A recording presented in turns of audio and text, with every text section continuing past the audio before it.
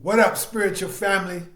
And welcome to Mount Fitness MBS Ministry Institute, where I am your host, Brother Mongoose, also known as Brother Minister Mongoose. Hey man, let me welcome you guys and let you guys know, if you're new to the channel, that this Ministry Institute is all about helping you realize your power and discover your purpose. Now, I'm going to be providing you with some information. Pardon me, guys. Sorry about that.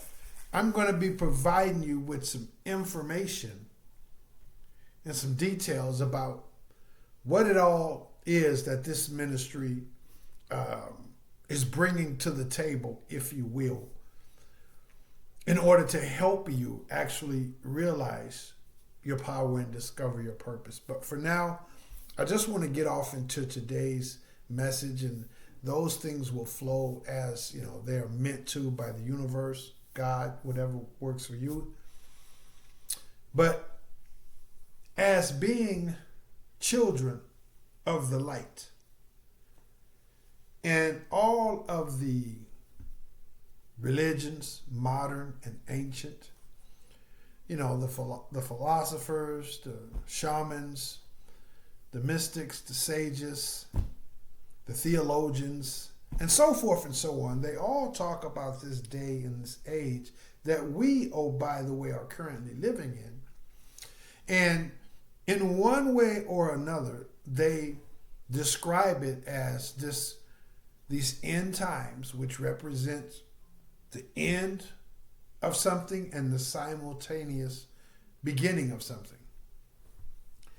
And during this time, although prophesied thousands and thousands of years ago, we find ourselves living in these times, those very times right now today. And one of the most, if not the absolute most pivotal thing that they all reference is this final climactic end-all be-all battle between the cosmic universal forces of light versus darkness, where the sons of light will do battle against the sons of darkness. So this is where we are on this planet, and it's just like 2 + 2 = 4. That's the truth of the matter. 2 + 2 was 4 before you and I knew how to crawl, how to hold our bottle, before we even had any idea what mathematics was or how to even say the word. 2 + 2 was true. Didn't need our acknowledgement of it, didn't need our awareness, didn't require our approval, our validation. It is what it is, as they would say. And just like 2 + 2 = 4, whether we are some newborn fresh, in the delivery room, whether we know it or not, whether they know it or not, 2 + 2 is 4. The same thing is true when it comes to with these being the end times that we're living in. And this cosmic warfare finally reaching its crescendo, its climax.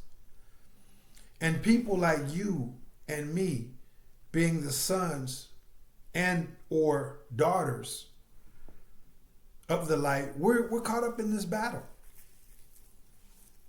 A battle that, again, most people aren't even aware even exists.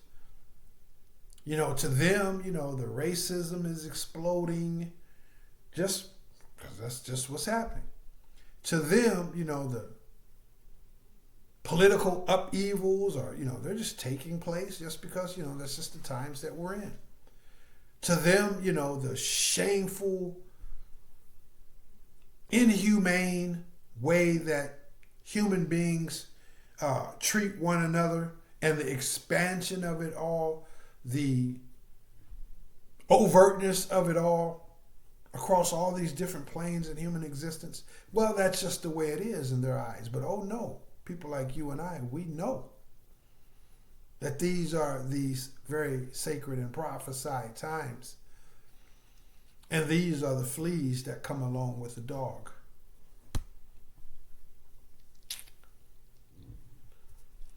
In these times, guys, it's very imperative that we, by the grace of this thing that we would call infinite intelligence, primary source, God, Allah, Buddha, Christ consciousness, Haile Selassie, and the list goes on and on, whatever you want to refer to it as. By that ultimate power, it's important that we develop strategies, that we develop tactics, and an outright commitment to our self-care. Strategies and tactics, how we're going to go about it, and a commitment to going about it each and every day. When the good book, and I use that to refer to the Bible, but they're all holy and sacred and good. But so in the Bible, when the phrase or when the scripture is quoted, let thy kingdom come, the kingdom first comes within you and me and those like you and me. We are the living, walking, breathing embodiment of the kingdom. The good book goes on to say that his church is not made with bricks and mortars and stones. It's not made by hands. What does that mean? It means that you are the church, the mosque, the temple. Your very presence, and we have to be committed to taking care of it. Prayer, research, study, meditation, fasting. You know, this ministry, mind, body, and spirit, holistic mind, body, and spirit ministry institute is all about prioritizing the actual physical vessel as well. So in addition to prayer and meditation and fasting and, you know, worship and all these different things, the actual vessel itself deserves and is worthy of prioritization in the whole scheme of things. But we have to make this commitment. If we represent the kingdom, and we do, then it would be disrespectful. It would be to be non-committal would be, kind of anti-mission, anti-assignment, anti-kingdom building. If we're the kingdom and we're going to neglect it. So a part, just a tiny, tiny part, and definitely reach out to this ministry if you'd like further details or clarity on the details that I'm putting out. But a tiny, tiny part of that self-care requires, and it zeroes in on us being self-reflective. Us doing as often as possible throughout the course of the day, and definitely, if absolutely all else fails, at the end of the day, being self-reflective, taking a deep dive, being introspective into oneself. Because how else can we keep the kingdom moving forward, keep it cleaned, if we're not paying attention to it? That would be like planting a garden and then going on about your business. When you come back 6 weeks, 12 weeks later, that garden is going to be in shambles, if in existence at all. It could be that, the underbrush and the weeds and the thorns and thistles have came up and taken over the garden. The garden has been planted, but it requires upkeep. It requires care.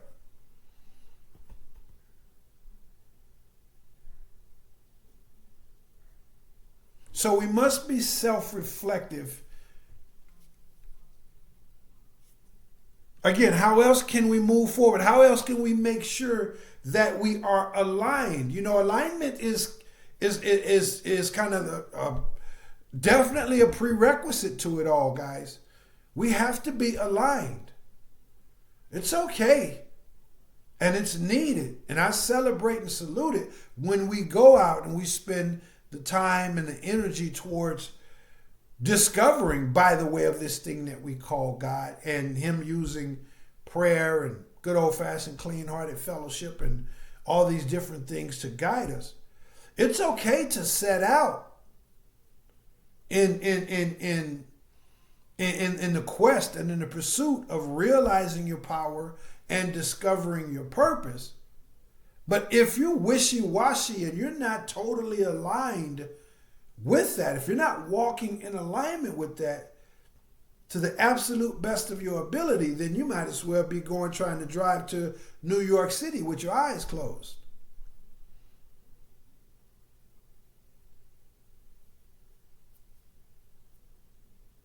So we have to be self-reflective, guys. We have to spend that time. I recommend throughout the day, and I got people that I respect, people that I admire, I adore, and I look up to them in terms of their wisdom, their insight, and their overall methods and philosophies and all these different things.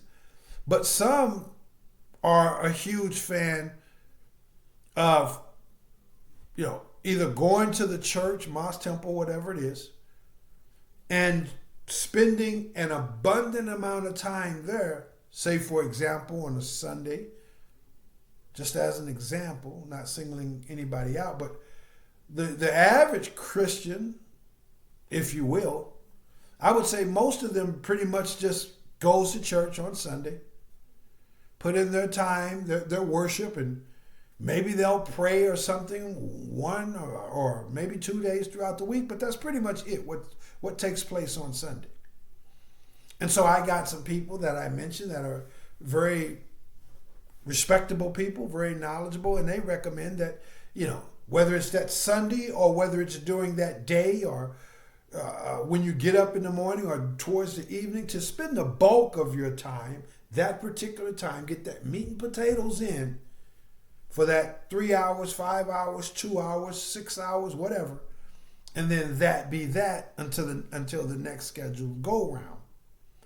Just setting the table here, guys, because I recommend, me personally, I recommend that you kind of sprinkle a little salt on it, a little seasoning on it throughout the day. Doesn't mean you shortchange yourself if you got the full 20 minutes or the 30 minutes. If you got the full hour or two, whatever. Go all in. But remember that we're kind of filleting this thing. We're kind of marinating this thing, in my view. So I recommend, even if it's just 3, 5, 10, 15 minutes in the AM, and then as often as possible between the AM, say you get up, you spend the first 10 minutes thinking about alignment, thinking about your God-given goals, the person that you want to be, how you want to conduct yourself, aligning with his will and all that he's placed within you to pursue and to be and to become. Spending 10 minutes, 15 minutes, whatever, in the AM, and then all the way up to the time to lunchtime, sprinkling in more seasoning, more marination, if you will. And then at lunchtime, there's that another 10 to 15 minutes, 5 minutes, whatever it is. And then from lunch to dinner, or lunch to evening, you're sprinkling in a couple minutes at the stop sign, a couple minutes while you're brushing your teeth, a couple minutes while you're using the bathroom, a few seconds, while you're waiting on the bus, whatever the case may be. Just sprinkled it in, being conscious, being aware. How am I doing? Am I in alignment with the person that I know I'm supposed to be? Am I pursuing my goals? Am I responding and reacting and dotting the I's and crossing the T's to the absolute best of my ability in terms of being who I'm meant to be in this thing we would call God, if you will? And not just who I'm to be, but what I'm supposed to be doing, and staying in alignment with my power and my purpose if they have been revealed to me. If not, then staying in alignment with the pursuit of those things. How am I doing? And then when evening times come, you spend another, whatever that bulk time is for you, 5 minutes, another 15 minutes, or what have you. But however you do it, couple minutes here, sprinkling some there, 5 hours in the AM, 12 hours on Sunday, and that's it, or 12 hours, doing Talim or Jumar if you're Muslim, or whatever the case may be. However you do it, make sure that you're spending an adequate, and I do mean an adequate amount of time being self-reflective, to conduct those self-evaluations. Because the world is out there seeking to influence our evaluation of self. Oh, you didn't finish that assignment one time. Hold your head down a little bit. Be sad. Be defeated. Think less of yourself. You didn't lose that weight. That person pushed your button and you overreacted and you got the best of them, and you let that anger get the best of you. Maybe you're not as strong as you think you are. Maybe God isn't walking with you the way you think He is. See, the enemy is always using different situations and circumstances to negatively influence our evaluation. And this is why I'm a huge believer that we should constantly being, nothing wrong with any approach that you take, but me personally, and as it relates to this ministry and what I recommend, we should constantly be sprinkling things in throughout the day in terms of checking in with ourselves. If it's for 30 seconds or 15 minutes, 20 minutes, whatever it is, but sitting your mind down, just like you would sit your body down.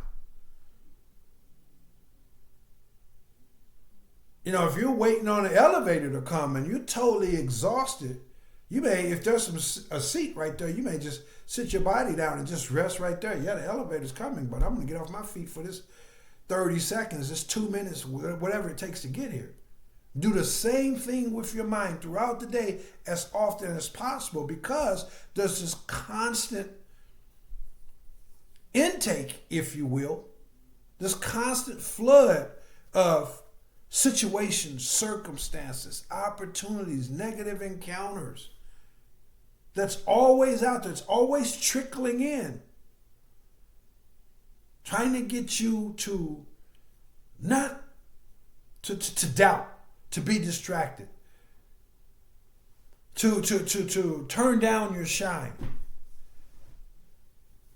It's always trickling in. You get up, hey, you may have a jerk for a neighbor, jerks at work, jerks in traffic.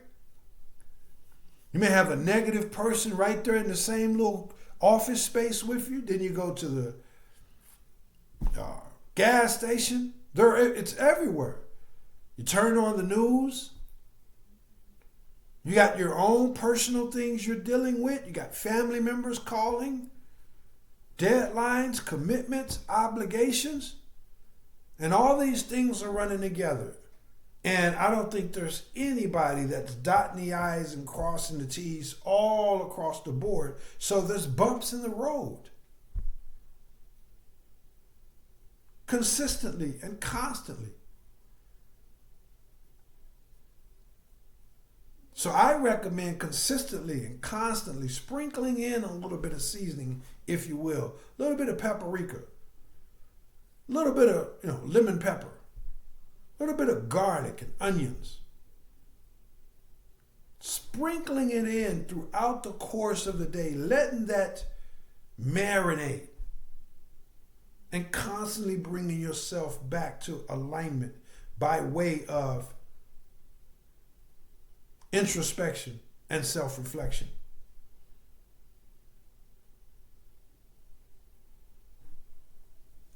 This is pivotal, guys.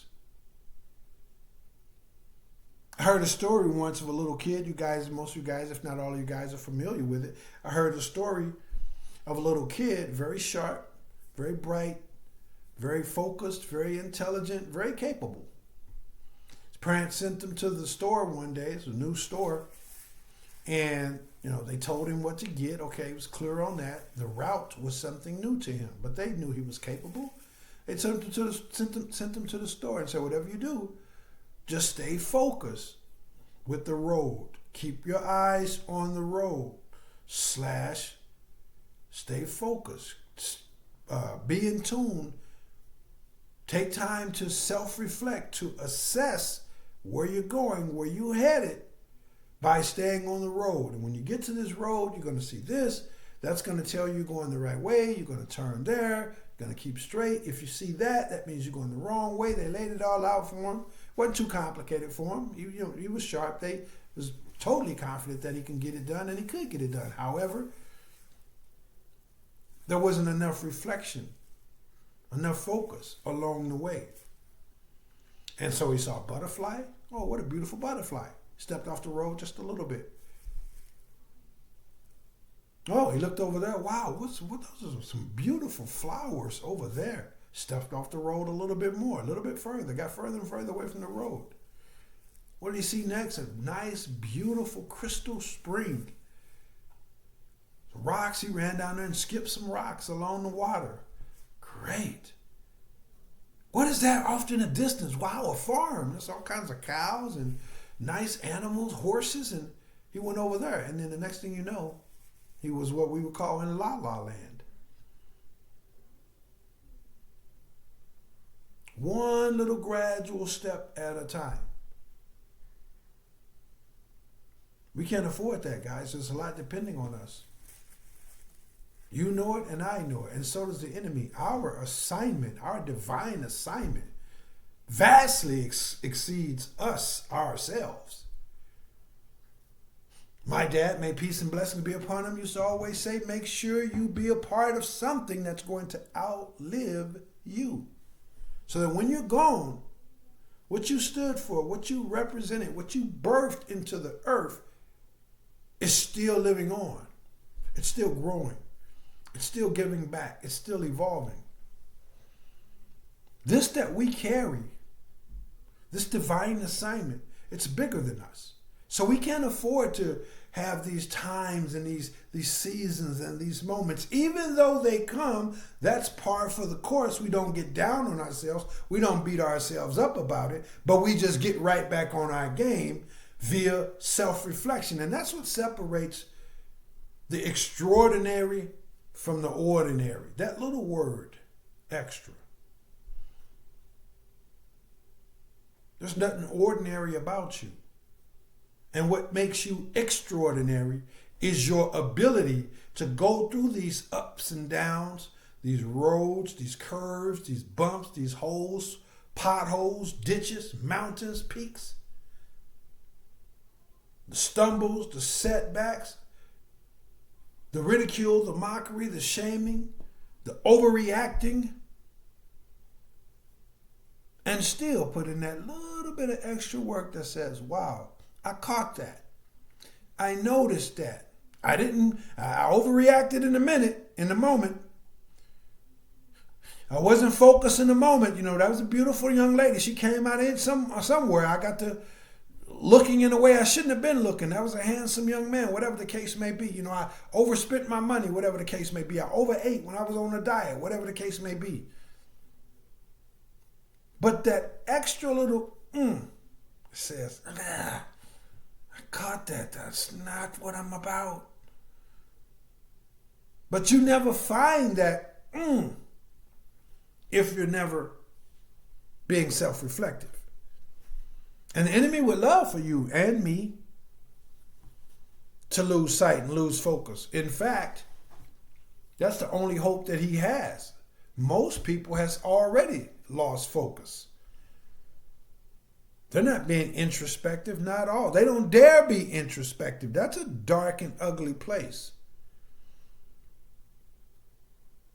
That can be a very dark and ugly place. When you have to look yourself totally in the mirror and be brutally honest with yourself, we all can say, you know what, wow, I shouldn't have did that.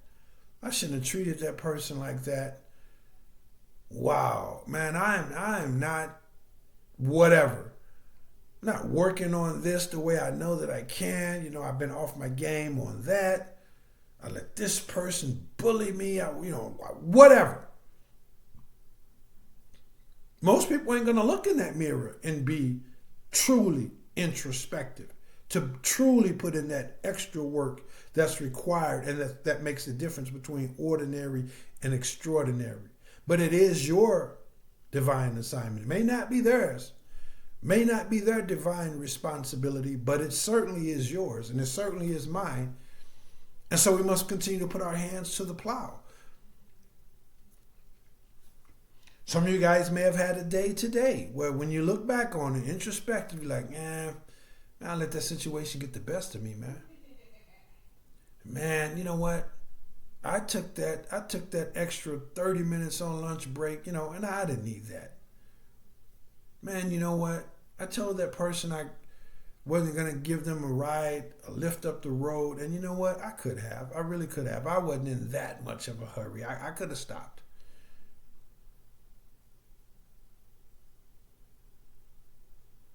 And this is what separates us from those who don't have this calling on their lives. So we got to accept this, guys, and we got to put the work in.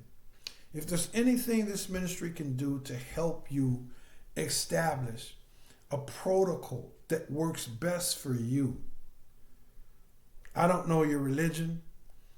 I don't know what you're dealing with. I don't know what you're hoping for, what you've already gone through and have triumphed over.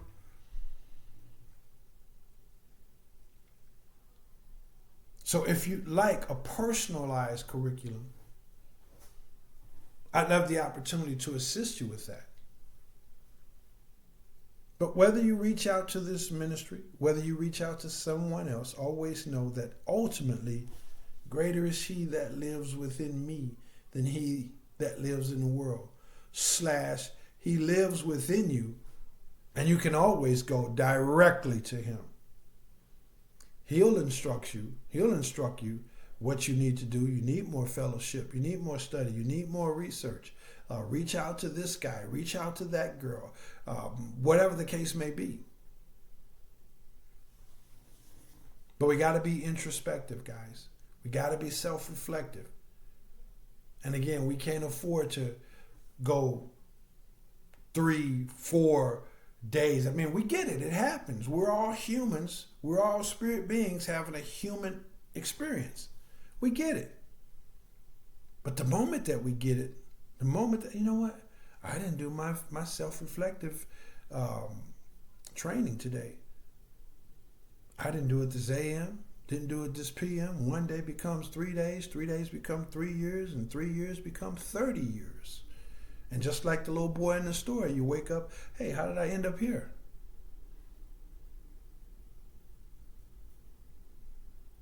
A failure to commit to self-reflection.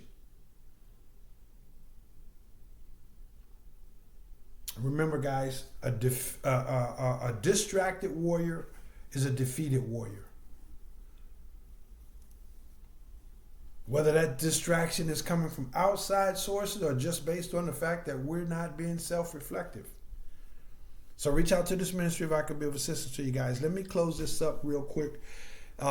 What this ministry is all about, guys, in terms of what it brings to the table to help you realize your power and discover your purpose.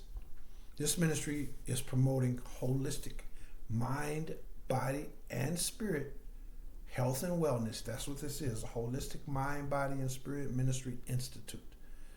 So it merges, balances, and synthesizes holistic health and wellness with integrated living.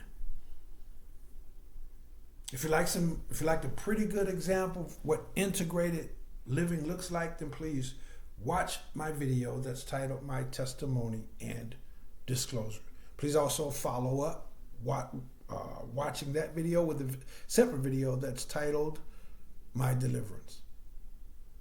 But that's what this ministry is all about. I'm talking about some services that are provided to help you achieve that goal. But first, I would be remiss if I didn't put this out there. Anybody and everybody that has a clean heart, this ministry is for you. Make no mistake about it. We all know what it means to have a clean heart. If you have a clean heart, this ministry is for you. Having said that, this ministry puts a premium emphasis on those like me, my spiritual family. And when I say those like me, I mean those who have gone through, are going through, or may be going into the season of all kinds of different headaches, trials, pain, suffering, tribulations, mistakes, shortcomings, betrayals, all across the board. Health, finances, relationships. If you're out there and you're hurting, this ministry puts a premium emphasis on you because, again, I'm very familiar with that. And I'm not where I once was, but I'm not a finished product either. Watch that video titled My Testimony and Disclosure. Also, again, as I mentioned, watch a separate video that's titled My Deliverance. If he did it for me, trust me, people, he'll do it for absolutely anybody. The hurt, the pain that I've had to endure, the hurt and pain that I've had inflicted upon me, the hurt and pain that I have inflicted upon others. Trust me. If he did it for me, he'll do it for absolutely anybody. I literally don't have a 6th grade formal education. I went to the 6th grade for about 2 months. It's as high as I got in school. This is about him. This ain't about me.